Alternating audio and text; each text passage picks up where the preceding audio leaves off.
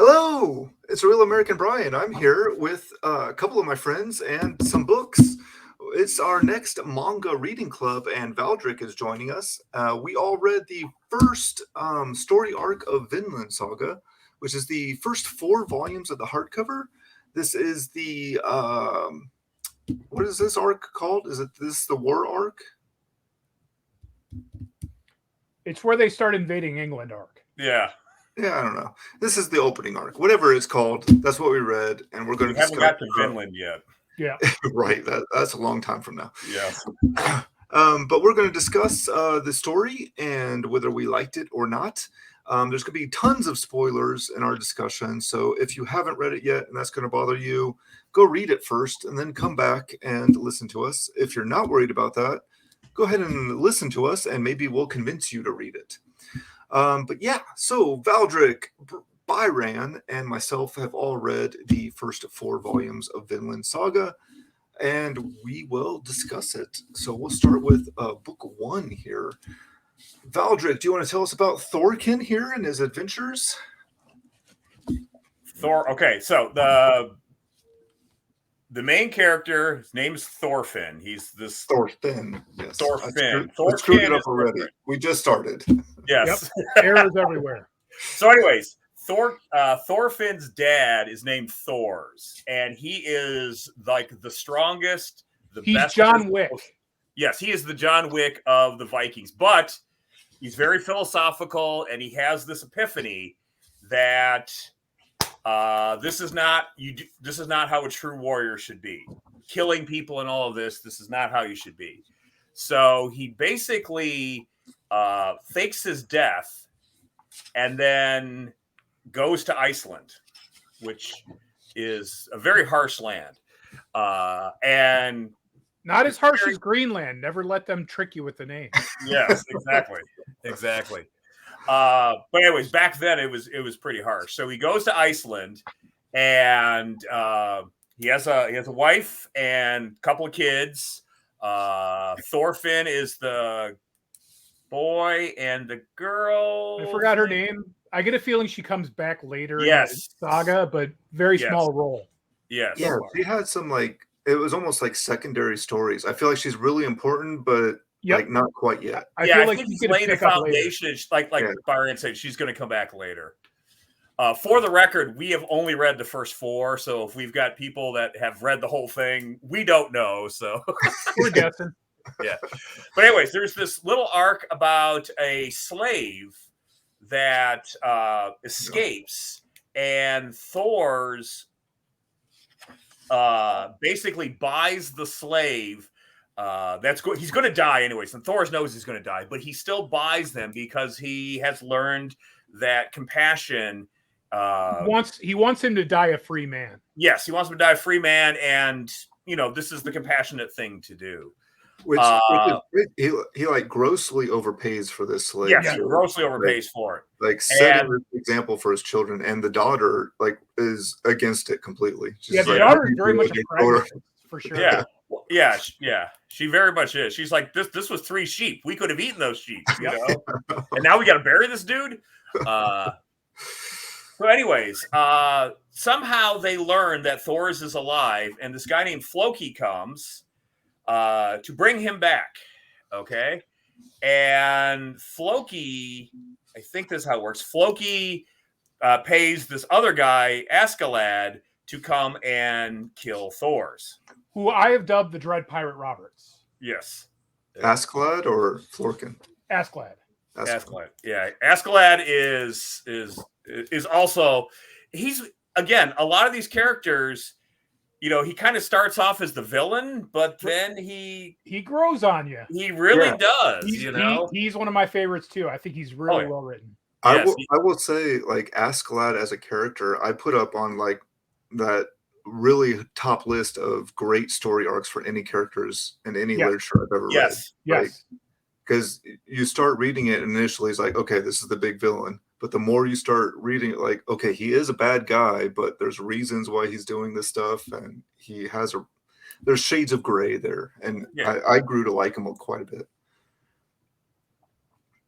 So, anyways, Askeladd is there, and they have a kind of a fight situation, but then Thor takes them all out.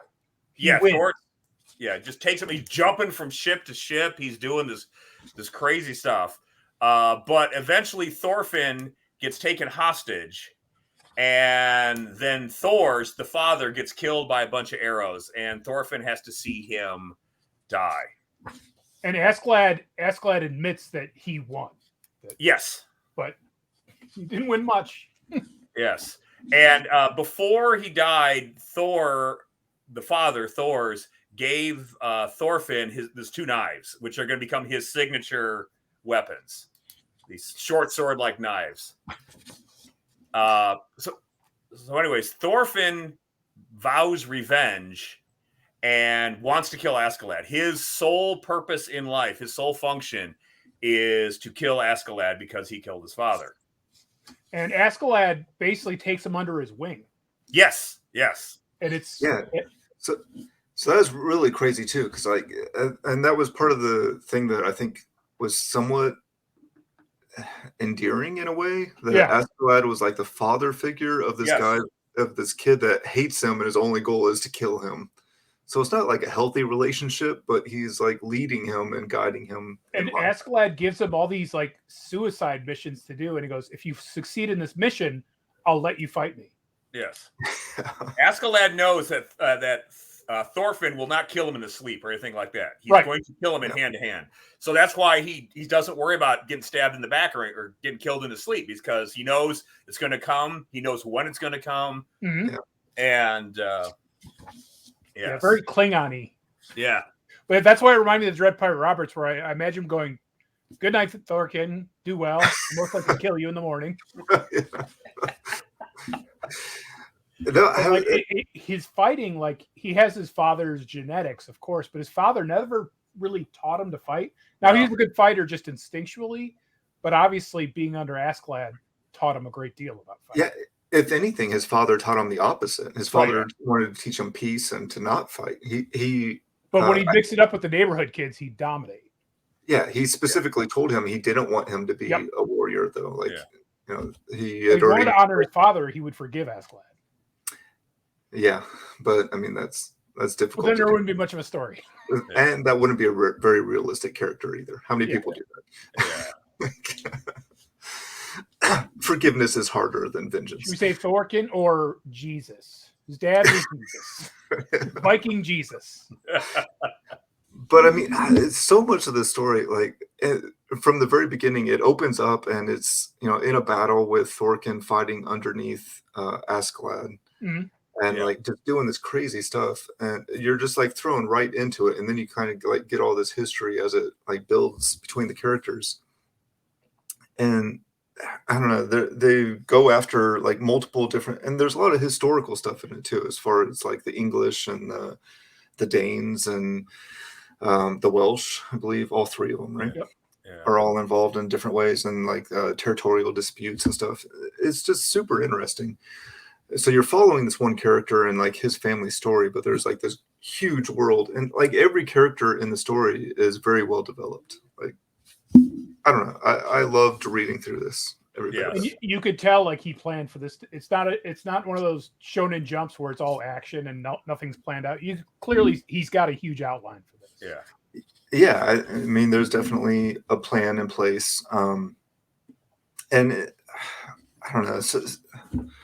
So where do we want to go from there? So then after kind of the initial stuff is established with Askeladd and Thorfinn, we end up with the prince and is it Ragnar? Yeah, he's like his protector / mentor. Yes. So Ragnar and the prince kind of come into play, and that's where you get some of the historical power struggles with the different regions. But Askeladd is he hired by the prince, or is no? So there's the battle at London Bridge, and this is London is considered a small outpost of London back then was not the London of today. It was a more smaller like I said, it wasn't as big as some of the other cities that. Yeah. But that's when that's when Thorkin comes out, because he's this giant on the bridge. Yeah. And he's got a very distinct style to him. And again, he's also a favorite of. He's a favorite, and he's also dripping with that sort of honorable fighting and things like that. Like he's a turncoat because he'll do it for money, but he won't fight unfair.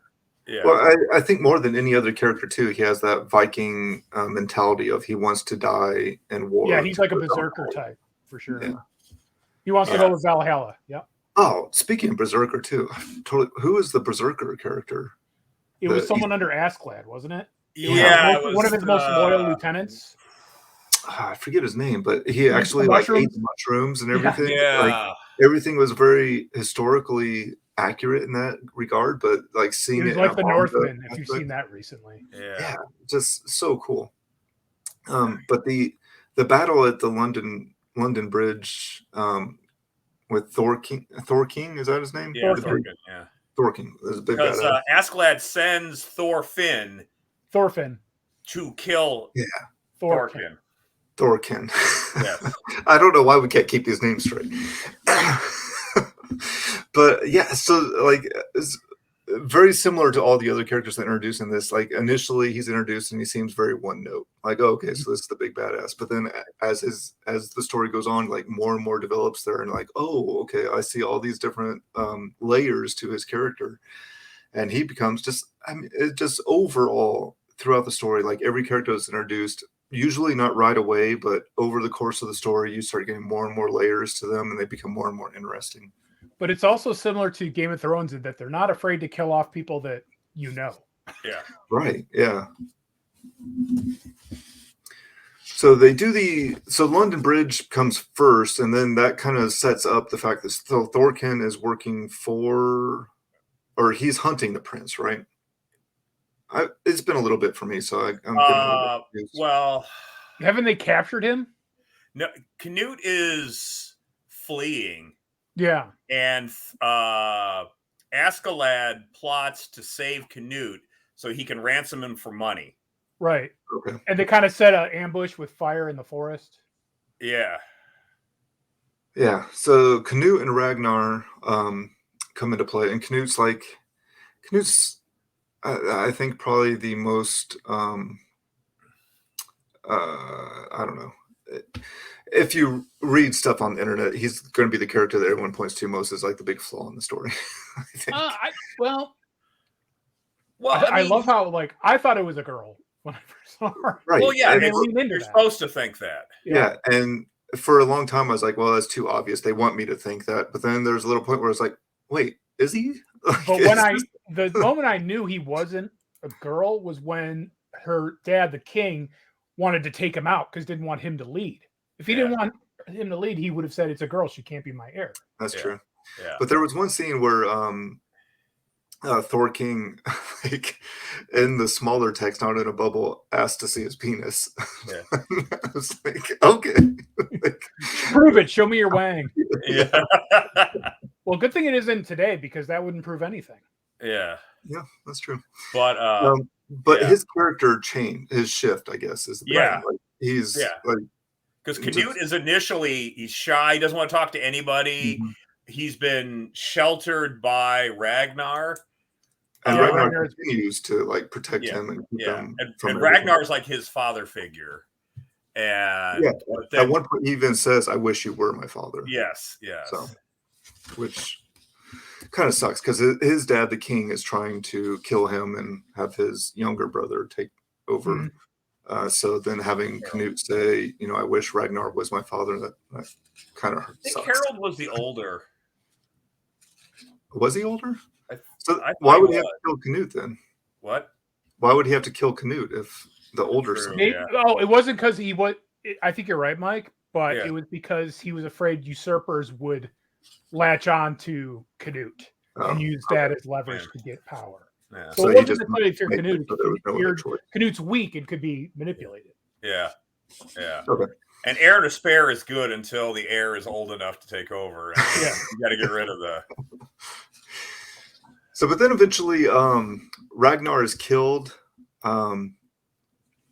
by Askeladd, but is Yep. kind of kept secret, and then eventually Askeladd reveals that he's the one that did it. So that was the kind of the turning point for Canut's character, where That's why it was actually a good thing for Canute that Ragnar was killed, or at least taken away from him. Yeah, I mean, I don't know he would never have come out of his shell. That's true. Yes. And he has that debate with the priest, the alcoholic priest. Yep. I like that guy too. Yeah. I don't know. That was a little weird. I wanted more out of that. Like, because it was so weird. Like, so the monk comes in and he's like, "Oh, Ragnar never loved you," and like he has this whole theory on love and everything. Yeah. And it feels like none of the characters that he tells that to ever like question it. Like, well, because there's like half the characters are into the Christianity and the other half are like think it's nonsense, and they're Viking. Yeah, they're which was accurate for the time. So but I don't know, just in general, I would have liked Canute to kind of question things a little bit more when he says, like, Ragnar never loved you. Like, well, it felt like love. Yeah. Was this thing like only the love of the Lord or whatever matters or something? Yeah, it's like you have a very distinct definition of love here, Mark. Yeah, because it made it sound like the Vikings did not have this concept at all. Right. And so I wasn't completely on board with the monk. I didn't like that too much. But. He might come back. And one of the things that they threw, like these kind of hidden, I shouldn't say hidden, but when they were chasing Canute, they're going through Wales. And Askeladd is going through Wales, and we're going to learn later on that is very significant to the plot. That so he knows things. He can talk to them. One of the things that was really cool too that I think is somewhat common in manga, along with having like character profiles in the front of the books, which is super nice. Yeah, is having like maps and like where things are located, so it makes it easier to follow. Yeah, and they show like diagrams of the Viking longhouses and stuff, which I thought was cool. Like that extra stuff is really cool. But just the maps were really neat. So like you had the maps and like, oh, this person has gone this route and this person's over here, so you can see I don't know. It's like the beginning of Game of Thrones, to bring that up again, where you can kind of see what's going on with the whole realm. I think this would make a great live action, like big budget HBO series. I mean, I haven't watched any of the anime, but I've heard it's really good. Yeah. So there's always that to watch. But where do we go from there? So we have. So when they're in Wales, it like they just drop hints, like he's able to communicate with these tribal leaders in Wales. Askeladd is. Yeah. And he seems to know a lot about them in a way that he doesn't give to anyone else. Yeah. Yeah, and like we learn that his mother was Welsh and was taken as a slave by a Viking. So he's half Welsh. Yeah, and his with Roman roots. Yes. Well, that's the Welsh are not Saxon. Yeah, they're not Saxon, and they I think. Yeah, because they got that language, that weird language, yeah. They got that Welsh language, so yeah. Where every word is 75 characters long. Yeah, well, that's because the Romans, they just like randomly put letters for these sounds that didn't really it's not phonetic, you know. But it's like they were left alone they were disrespected as a people, but they're never conquered because their land's not worth much. Yeah, the land, it wasn't worth it. But they're scrappy. Yeah. But his mother being Welsh and obviously raised with Vikings, so he has that half Viking, but it's clear he hates Vikings. Oh yeah. He hates them. He hates them. Yeah, and that's part of where he becomes like such this. I don't know. There's so many layers to his character that are so fascinating to watch it all develop. Like you could tell pretty early on that there's mysteries to there's more to be discovered with this character, and then you eventually get to discover it. But was it his mother that came from her lineage was pretty high up too? Wasn't it like some kind of royalty? Yes. Yeah. So where he kind of sees himself as the heir to England. Yes, which comes up at the end. Yeah, before the filthy Saxons came in, before the filthy Vikings came in. Yeah.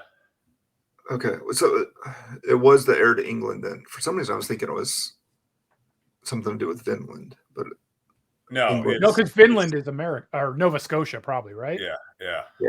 Canada. is Yeah. Vinland. Yeah, which is kind of Yeah. something that And they Thor- just hinted at the beginning with Leif Erikson's stories of seeing it. Yeah. It talks about the Native Americans he ran into and things like that. Because he's got the necklace and the Yep. pipe. Yeah. So it's funny because we haven't even gotten to Vinland, the title. right. Well, I believe Vinland is the final arc of the story. That which makes sense. Is Yeah. currently going on, and they're so the final arc, I believe, has started, but there's no ending point yet. So we And it don't know sounds like how if the long. Vikings stayed in Vinland in real life, the Native Americans would have had a lot better because they actually weren't vicious. At least that's what I've been told. Like when they were, because Leif Erikson talks about how he cooperated with the locals, the natives. Yeah, they traded and Yep, So you're saying the Vikings weren't vicious? to the natives. Oh, to the natives. So to that, Right. to that Oh, they one were to group. everyone else. Okay, I was gonna say I don't know. Because I think it was Nova Scotia, right? Because they kind of went north to get to Canada. Because they stayed as close to the islands, and then yeah. It sounds right. I don't know. Maybe not. Who knows? I don't know my history. and I forget how many hundreds of years it was before Christopher Columbus, but it was a long time. It was like 900 AD, and so like 500 years beforehand. Yep. I don't know. I wonder if they'll go into why they didn't stay. How deep does the story go? And do we follow Thorfinn the whole way? You know, the way things are going here, I'm not quite sure. Yeah. One of the things I thought was worth pointing out was Askeladd leading his forces because he was trying to get the prince to Wales to safety, right? Mm-hmm. Well, then he was trying to go to York. Yeah, York. York Yeah. in northern York. England. Yeah. But then So he he's going through Wales and then headed north to York. Yeah, but then he took a shortcut through America. Yeah. America. But he came to a village, and like all of his activities there, like it's interesting. So they take over this village, they take all their resources, Mm-hmm. and then they kill everyone in the village out of pity because leaving him to starve would be more cruel. Like if we don't kill you all, you're all going to starve and freeze to death in the winter. Yeah. Yep. I was like, but you're the reason they're going to starve and freeze to death. So I don't. 50-50. But if they don't take the resources, they'll starve and freeze to death. So I guess by their mentality. But also, they didn't do a very good job of rationing the resources.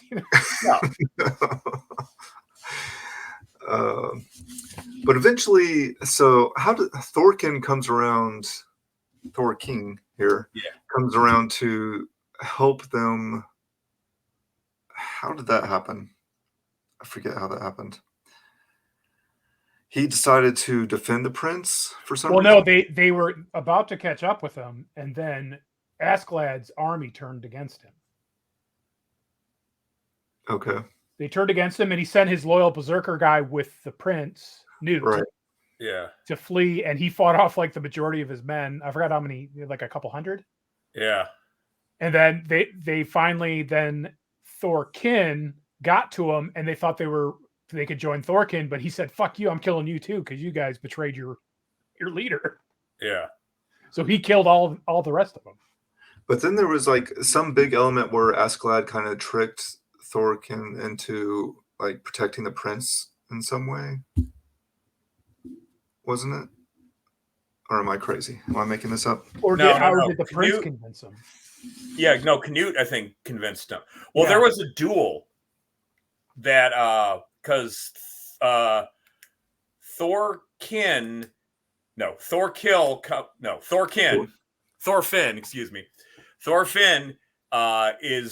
renewed that duel with Thorkill, and then Canute comes in and says, "No, this will solve nothing." Because this is after he's after he's been,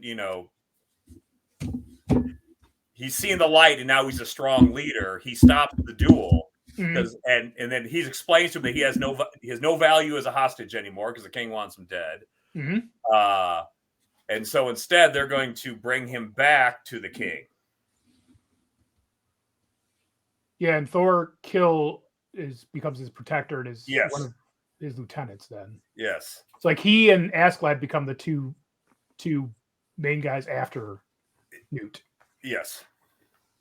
Brains and brawn, although Thorkill is also pretty smart to him. So. And Thorkill is revealed to be Thorfinn's uncle? Yeah, they're related. Yes, because Thorkill's sister was married Thor's. Yeah. So, yeah, that's his Thorfinn's mother. Yeah, because there was a whole story where they talked about Thor's and Thorkill like fighting together in their prime when. Yeah, and he actually protected Thor's secret. Yeah. Yes. Yeah, because Thorkill knew that he actually had escaped because they saw him once. There's a whole backstory in the village, and and that picture right there shows Thorfinn's broken arm. He just gives his short sword to it. Yeah. He's a badass. Yeah, because it's a pretty badass move. Yeah. Well, Thorkill has missing an eye, and who knows what else from his previous fight. Yeah, because everything that when I was reading that fight, it kept like I got to find the weak spot, and I was like, well, yeah, you're tiny, he's tall, the weak spot's going to be his taint, and it wasn't, but yeah. So then they get back to the king, and Canute has to like play some kind of. Well, first someone tried to assassinate Canute. Yes, and that's when he saw the booby because like, oh, it's a girl. Oh no. They got me again. Yeah. Those fuckers got me again.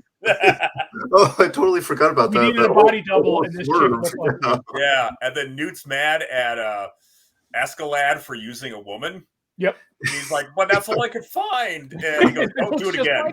Like him. Yeah, I totally forgot about that. That was a great little swerve in the story there. I was like, oh, I knew it. Finally. Yeah.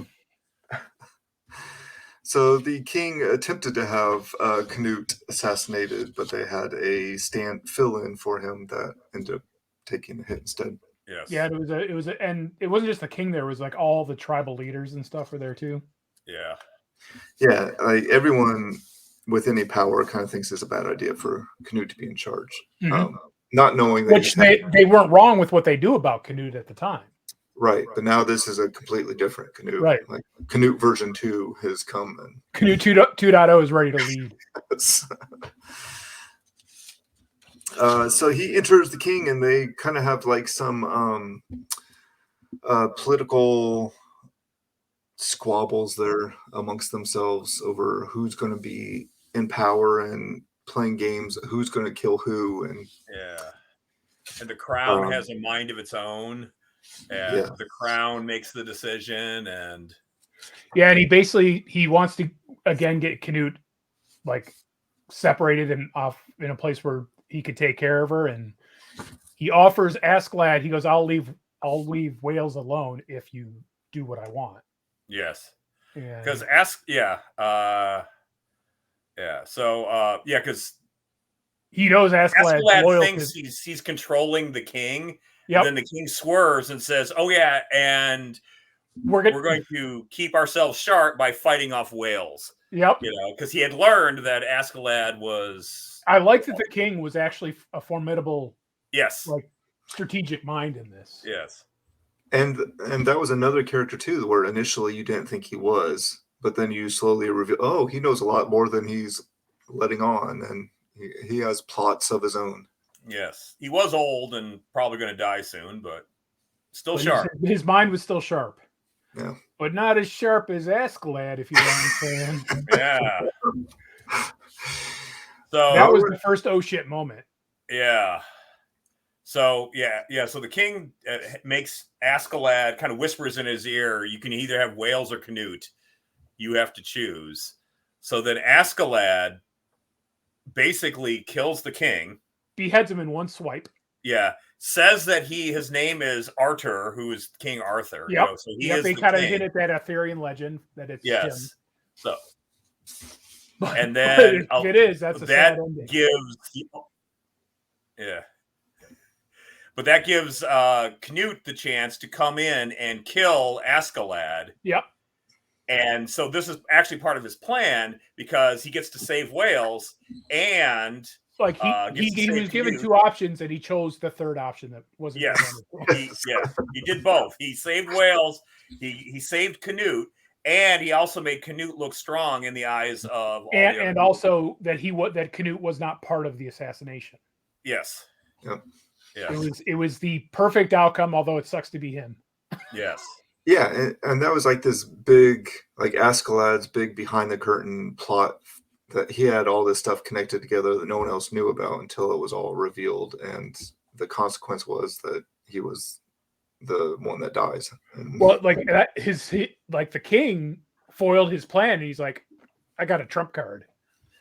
Yeah, because this was actually the follow-up to Askeladd's plan, because Askeladd had a plan, and then the Canute the king dashed it in a single blow, and they said, "Fuck you." And clearly he left himself exposed for Canute to do that because, as we know, he's one of the best fighters in the entire series. Yes. And then we get to the big moment. So Thorfinn has lived his entire life with one goal: to kill Askeladd.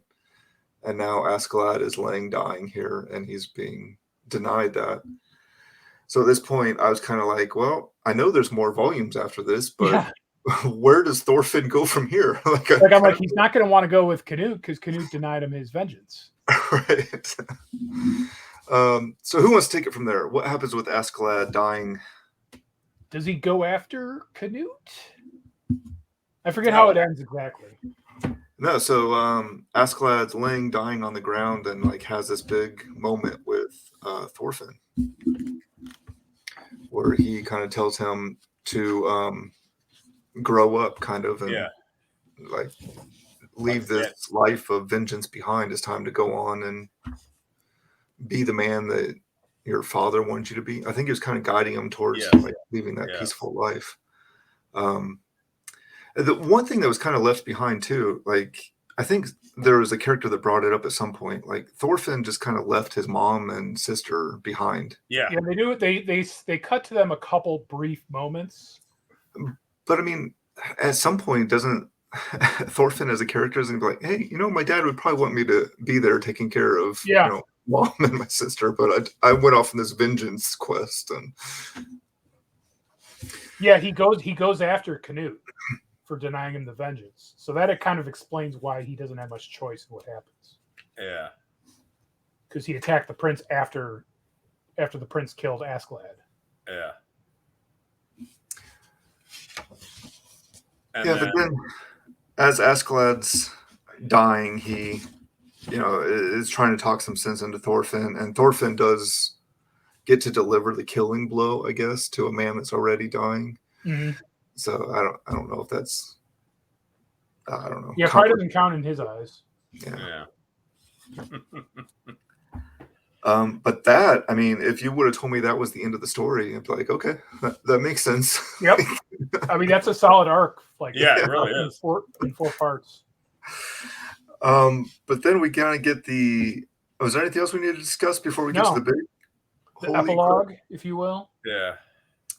I don't think there's anything else too crazy. So then from there, I mean, that felt like an end, and then it kind of had like a second ending to the arc that was kind of the big. It was a long end credit scene for sure. Yeah, it's kind of like a Lord of the Rings multiple endings type thing.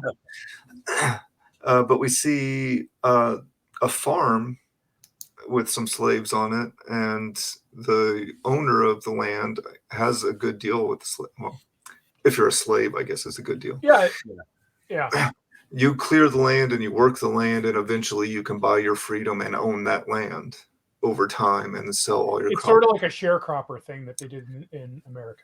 Sort of, but you have to like earn your way to be a sharecropper. So, I mean, I guess if you're stuck being a slave, this is a really good deal. But but if you're free, this is not a good deal at all. But Um, and I still wonder if that deal is really valid or if it's just the owners being smart and making his slaves motivated to work hard. yeah, I mean, And then he's going to deny them. You know. we'll find out. I mean, it would take. I just imagine it would take you so long to get to the point where you're on the good side of this deal. Yeah. That we'll see. It's like going to Rent a Center to buy a couch and paying $50,000 for it eventually owning it. Yeah. Someday I'm going to own this couch. Yep. But yeah, so we're introduced to a new slave, and then eventually he's paired up with the slave that's already kind of clearing some of the trees in the land, and it's Thorfinn. Yeah. Looking very grizzled. Yes. Yeah, so that's the crazy next chapter of his life. Like, he has gone off and become a slave. I believe it is called the Slave Arc, is it not? Yeah, it's called Slave Arc. Yeah. Yeah. Which is not, if you follow the anime, season 1 is this arc. Season 2 skips the slave arc and then goes right to the third arc. Oh, really? Yes. That's strange. So I am guessing that the next 3 volumes, which are the slave arc, are going to be like a lot of growth, but not a lot of action. Yeah, it'll be a lot of setup for the next one. Setting up and backstories and maybe focusing on the sister. I don't know. I could see that. Yeah. But and possibly with Canute and what he's doing. Yep. So one of the big questions, though, so Thorfinn goes off and becomes a slave. Again, why didn't he go back to his mom and sister? And he wasn't captured? Yeah, he's punished because he attacked the prince. Yeah, he attacked Canute. So the prince sold him into slavehood? Yeah. Because he had, like, a prince couldn't let him off. That would look weak. Yes. Oh, that's true. So that's my guess anyway. Yeah. That makes sense. Yeah. So now he's in France. No, Denmark. You sure about that? I'm looking at the map at the back right now. Okay. I thought it was France. Southern Jutland, which is right in southern Denmark. Okay. Like right there. Oh, okay. Almost France. Oh. Or almost Belgium. What's that? So I'm American. I don't know. Yeah. So that kind of covers the initial arc there. I think we all enjoyed it. I know I definitely did. Oh, yeah, I really did. Yeah, it's my favorite manga I've read so far. I really loved this a lot. And I've held off on reading past this until we did this video, but I have to make you, and I'm ready to keep going. I think this is definitely a book I'm going to stick with probably to the end. Mm-hmm. It's just so well written, and like the character development. This is also one I would recommend to people that are not manga fans or the manga art style fans. Absolutely. Yeah. It's less exaggerated art style than some manga. Yeah, the art is just amazing. Yep. Like the scenery and stuff like that. The attention to detail is great. Yeah. I think that's a great point. Like, if you wanted like an introduction into manga, like this is a great, like, easing in kind of story. The artwork's very friendly to someone. Yeah, it's the most Western friendly manga I've read for sure. And it's all, I mean, because it's historically based too, I think that there's some familiarity there that is easier to get into. Yep. Like if you've seen Vikings or any of the other, what is there, 2 different Viking shows, and then there's that cool comic. Or even the 13th Warrior or the Northman. The Northman especially, I think, is a good kind of if you like the Northman's more artsy fartsy than this by far. Yeah. But I see a lot of similar things going on in the Northman with the whole slave trade and how that works. What's Northman on? Where can you watch Northman? It's a movie. It's on Amazon Prime now, I think. Oh, it's just a single movie though? Yeah, just a movie.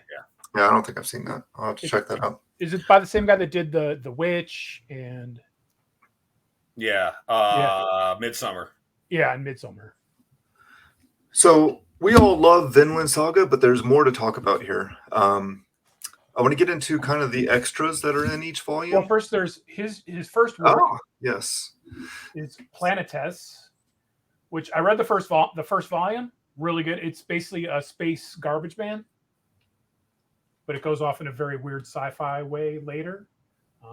But yeah, same really great art and a more like a grounded sci-fi story, like not weird, not any of that weird anime stuff. And that one has And finished, only 2 right? volumes. Yes, but they're omni, so it's like 5 volumes total. Yeah, but it's far more. It's complete. It's complete at 2. Yeah. Which I appreciate because I've been reading some long ones lately. Yeah, so definitely, if you enjoy this but want some sci-fi, he's got you taken care of. That one came out before he started. Yes. Vinland. Yeah. And one of the bonus features, or I don't know if I read in the book or somewhere else, where it's like it's such a change to go from this to that. And he's like, yeah, I have interest in that, so I did my research.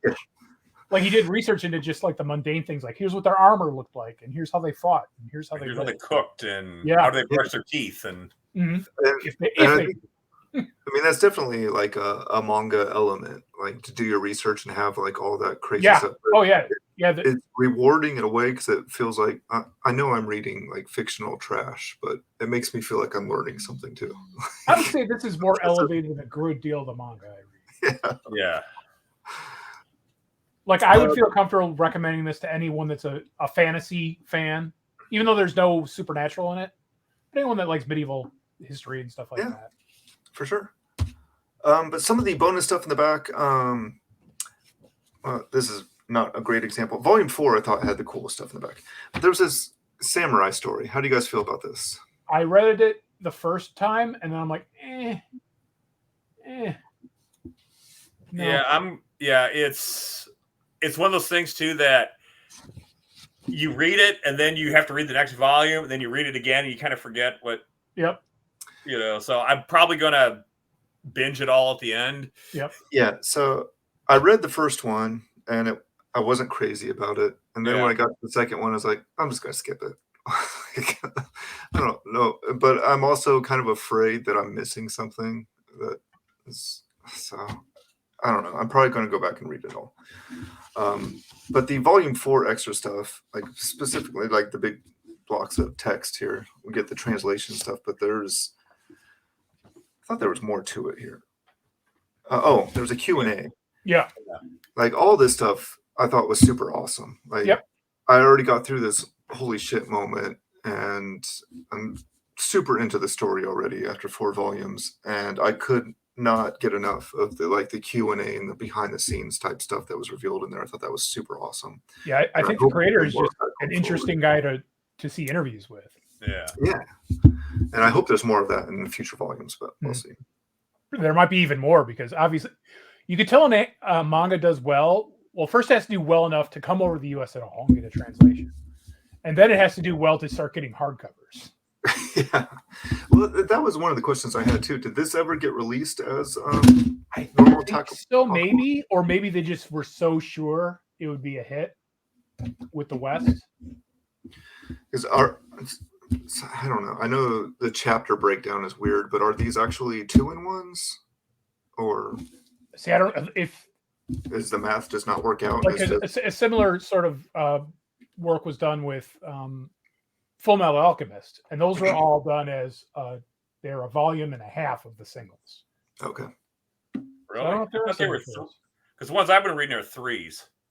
Yeah, you have the omni. I have the hardcover deluxes. Oh, okay. Of course you do. Yeah, with the foil. Well, one thing also, another reason they're very smart with this is manga freaks love when the bindings look good on a shelf. Yeah. And these look good on a shelf, the alternating colors. I'm glad you brought that up, because the spines do look awesome. I do wish that the spine colors, they kept them all the same for each arc. That would have made me really happy. Yeah, I want to say one that does that is that JoJo's Bizarre Adventure. Like there's a design motif throughout. But yeah, this one I agree. Like even if it was just a border on the spine to indicate what arc it's in. Yeah, just have all right, so you can look at it. I have Vinland Saga 1 through whatever we're going to get to, 15, 16, and the color breakdowns. Oh, this is one arc, this is the next arc, and go through that. And JoJo's is broken down by seasons or something, isn't it? Seasons or arcs, there's some arcs that are only 3 volumes and some are 10. It's all for the map. Yeah. I have a nephew. I'm interested to try JoJo's Bizarre Adventure, but I think it might just be too weird for me. I have a nephew that's really big into it. I should have him on the channel to talk about it. But that's Vinland Saga. Anything else you guys want to talk about with Vinland Saga? Nope, can't wait. I think we should do it again for the next arc. Yeah, so have we determined exactly what the next arc is? Is it 3 Is it volumes? three of them? I think Mike? it's 3. Yeah. 5, 6, and 7? Yeah. Okay. So I have 5 and 6 already. I just need to go out and pick up 7. But yeah, I'm ready for that because I love this book. And also, I noticed with Vinland Saga, they're keeping them all in stock, like 1 through whatever is usually available. Yeah, I don't know. How big of a publisher is Kodansha, they're one of the biggest. It's like Okay. them, Yen Press, and Viz. Do they usually keep their books evergreen, or is this something? I think it depends on sales generally. But Vinland's obvious; it's hot, especially if they're and now that there's an anime, Yeah. it'll stay in stock. That's some of the problem with picking up new series is like, oh, volumes 2 and 6 are hard to find for some reason. Yeah. Yeah, But it's also a relatively recent series. That helps. Yeah. But yeah, I recommend this wholeheartedly, and just it's the better paper. Yeah. The printing's really crisp. And I like the little color accent pages that are in there every now and then. Yeah, and I thought it was kind of cool too, because I've gotten used to the manga having those color accent pages, just like the first 2 pages. Mhm. But some of these is like, oh, in the middle of the book, here's your couple color pages, or at the very end even. So I thought that was kind of neat too. But construction wise, I mean, I can't think of anything negative with Vinland Saga, which is strange. Like even my favorite books, I could come up with something negative to say, and this one I really can't. This is so good. I will, if and when they release an art book, I'll get it. Yeah. Yeah, the art is fabulous, and I'm glad that it's in a bigger. Yeah. Yeah, but it for me, the books aren't heavy. Yeah, because I have to carry them to and from work, and so it's easy to read because I read them on the train. It's easy for me to read on the train, but it's still big enough that you still get the feel for the. Yeah, so it's bigger than like your normal size, but not which like would be considered Tonkabon size. So this would be the Takabon size. I use this example instead. Do you like big? All right, yeah, same size. So it's bigger, but not like huge. Yeah. Right. It's not like the crazy collectors like. Yeah, it's not one of those. Yeah, because trying to schlep that around would. Yeah, this is more of a collector. Yeah. It's like or the Pokemon Omnis. Yeah. It's even bigger. It's about the same size as a Omni and this is, who does this? Viz. Yeah, so kind of a standard size for the deluxe edition. Okay. Yeah, definitely. Let's get together and do this again after we've all read the next arc. Great. But I wanted to open up to Biron to pick the next book because I feel like I've kind of picked the first 2. So do you want to? Well, you pick great ones. So, well, obviously, aside from the slave, you know what? Let me think on that. Okay. Try to come up with something that everyone would like. All right. So do you like Big Girls should be our next one then? Sure. Yeah. There's really not much to discuss. I mean, it's perfect in every way. It kind of says exactly what it is right there. Yeah, it does what it says on the tin. But yeah, whatever you decide, let me know. Yeah, comments below if you think of a series that we should cover. For sure. And I was going to shoot that series over to Taylor if he's interested in it, and maybe we'll have 4 people on the next one. Yeah. Whoever's interested in reading it, that'll be part of our club. But thank you for getting this far. If you got this far, like the video, subscribe to the channel. Probably do like 1 manga video a month, not a whole lot, but some different manga shorts from Biron mostly as he goes through and buys all of his stuff. But there's a lot of other stuff to explore on the channel, so hang around, watch some other videos. Thanks for watching.